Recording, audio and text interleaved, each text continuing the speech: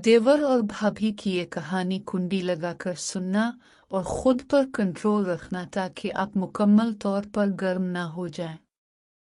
एक रात जब बिजली चली गई और घर में अंधेरा हो गया तो जायान मेरे करीब आया और पूछा कि भाभी डर लग रहा है, क्या मैं यहाँ बैठ सकता हूँ? जिस पर मैंने हाँ कर दी, मगर वो आहिस्ता आहिस्ता मेरे करीब होता गया, यहाँ तक कि इसकी सांसों की आवाज़ मेरे कानों में पड़ने लगी। और जायान ने मेरे साथ, मेरा नाम सायरा है और मैं एक खुश घर बीवी थी जिसकी शादी उस्मान से हुई थी, जबकि उस्मान का छोटा भाई जायान सऊदी अरब में काम करता था। और जब वो शादी के बाद वतन वापस आया तो घर में खुशियां मनाई गई, क्योंकि जायान लंबा, खूबसूरत और बात करने में बहुत सलीकामंद था। मगर उस्मान दफ्तर की वजह से ज्यादा वक्त घर पर नहीं रहता था, तो जायान अक्सर घर पर रहकर मेरी मदद करता और घर के कामों में हाथ बटाता और मुझे भाभी कहकर पुकारता, जिस पर शुरू में सब कुछ नॉर्मल था। मगर जैसे जैसे दिन गुजरते गए जायान की निगाहें मुझ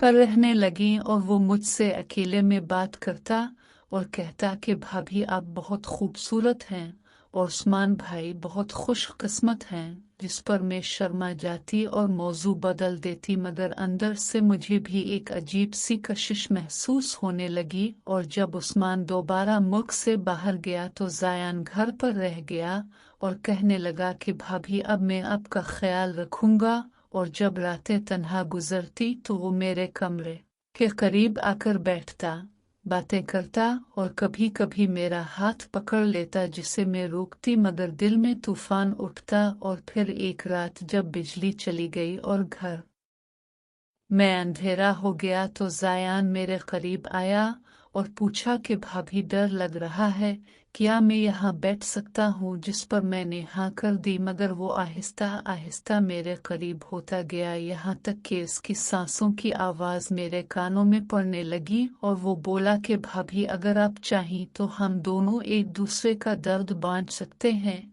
जिस पर मैं कांप उठी और फौरन उठकर दूसरी तरफ चली गई और कहा कि जायान ये गलत है, तुम मेरे देवर हो और मैं तुम्हारी भाभी हूँ, अल्लाह से डरो। मगर जायान ने कहा कि भाभी परदेश में रहकर मैंने बहुत कुछ देखा है, उस्मान भाई आपको खुश नहीं रख पाते, मगर मैं आपको खुश कर सकता हूँ।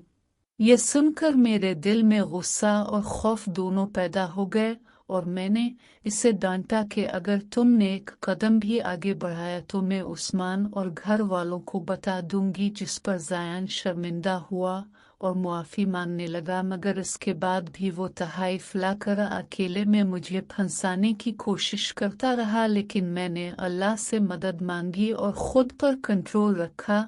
और जब उस्मान वापस आया तो मैंने सब कुछ इसे बता दिया, जिस पर उस्मान ने जायान से सख्त बात की और जायान ने एतराफ़ किया कि वो मुझसे मुतासिर था और तन्हाई में गलत सोचें आ गई थी।